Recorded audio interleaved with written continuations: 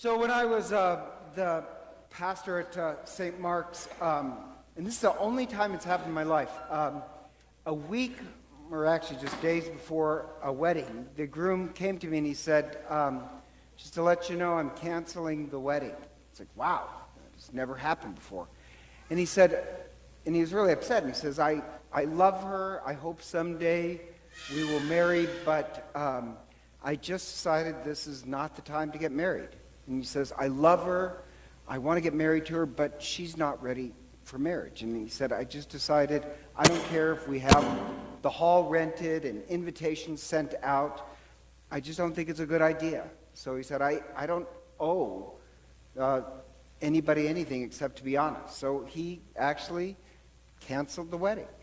And as he said, he loved her, but he said the problem was that he loved her, but he said she wasn't ready for a whole new life, that she still wanted to keep the same life as before and party with her friends and be kind of dependent upon her parents and get married at the same time. And she was really looking forward to the celebration, but it just occurred to him, she's not ready for the marriage. And I just thought, wow, it takes an incredible amount of courage to just call off the wedding, but also, in this odd way, it also is this great sign of hope also. And I know that sounds strange, and I'll explain that in a minute. It's a great sign of hope that he says, listen, I want to marry somebody who is able to leave their former life behind and really have a better and better relationship. And she wasn't able to do that at that time. Now, I know that's kind of a strange beginning, but in a way, it reminds me of Advent. Because in Advent, we're hoping for a whole new relationship with God. And if we want a deeper relationship and find the coming of Christ, then like the bride, we should be able to leave our former life behind and celebrate the new. So Advent, we're hoping for this deeper relationship. And Advent is a time of hope. And I know I mentioned this before. There are 7 characteristics of people who have hope. Just review it. I love this. But one is people who have hope love competition. Win or lose, they love competition. Secondly, they tend to be very determined, almost stubborn. Third, they have a higher tolerance for pain. So if you want to increase your pain threshold, learn hope. More dedicated to prayer. They have a deeper prayer life. And the fifth one is they're always seeking to improve their relationships, that their marriage and their friendships and their family, they want to grow closer and closer and closer. And then the last two are less depression and more happy. But the fifth one reminded me of the groom, that he doesn't want the same relationship. He wants to marry somebody who can leave their old life behind and have a deeper and deeper relationship, not the same old status quo. In Advent, we're supposed to be this people of hope. Same for us. I hope that our relationship to Christ and God goes deeper and deeper. And if we're waiting for the coming of Christ, we're waiting, really, preparing ourselves that we can leave the old behind and see Christ present, coming in a new way. That's what we're looking for that's what we're doing in Advent. That's why this sounds strange. The gospel reading, think about this. The gospel had nothing really to do with Christ.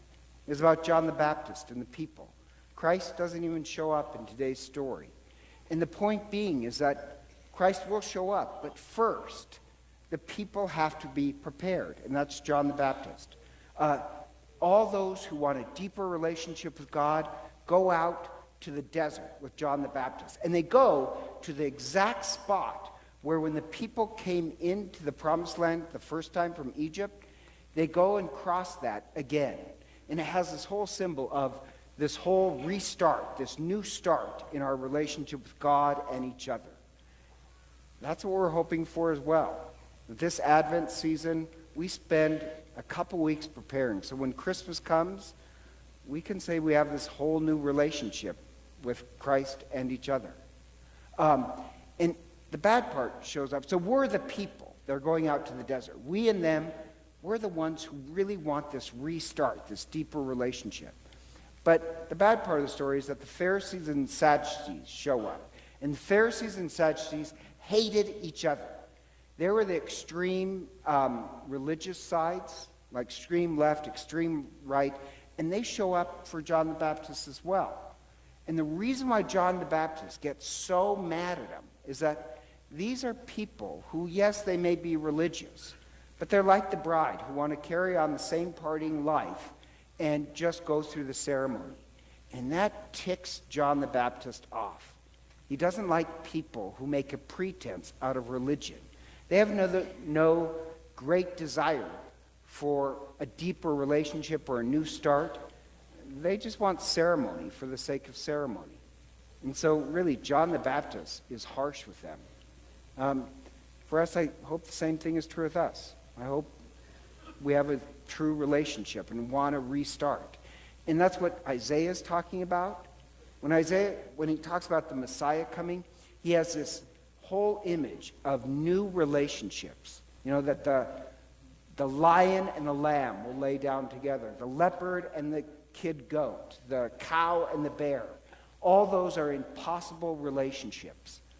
The point being is that when the Messiah comes, there will be whole new ways of relating to other people and even to God. And then he mentions this thing about the stump of Jesse, the tree getting cut down. I just want to explain that because I love it. But the tree of Jesse, that's the family tree of God. That's the tree that David comes from. And yes, it will be cut down. It was cut down. After Jesus was crucified, the Romans came in and destroyed Jerusalem, cut down the temple. Except he says this promise that from the stump, this little upstart will start, a shoot will start up, and God will restart the family tree. In case you miss it, that's us. Our roots are Jewish, but we're the new start. Well, really, Christ is the new shoot, and we become the new family tree. My only point there is that we fulfill that prophecy. We're supposed to be this Advent people that are always looking for a new and deeper relationship. That's one of the characteristics of people of hope. So my point being is that during this Advent, let's not waste the time. Let's not be like the bride who's ready for the big celebration, but no change in her life. Otherwise, we'll have all the Christmas presents and lights and all that, but really the same old relationship with God and each other than we had before. So we spend really, I think it was 21 days left? 21 days really that we can pray, that our hearts really long and yearn for a whole new way of relating to Christ and each other. That turns us into a people of hope. So we don't want to be like the bride. We want to be like the people who go out to the desert, and we long and hope for a deeper relationship. We're prepared and hoping for it. So when Christmas comes, what we celebrate is not just the memorial of Christ's birth, but that we can see Christ present in our life in a whole new way this year. That our relationship with God and each other really has changed. But first, you have to have this desire that I want everything to change. Otherwise, you're like the Pharisees and Sadducees. It's all status quo. Hopefully for us, we truly are a hopeful people. And so together, let us stand and profess our faith.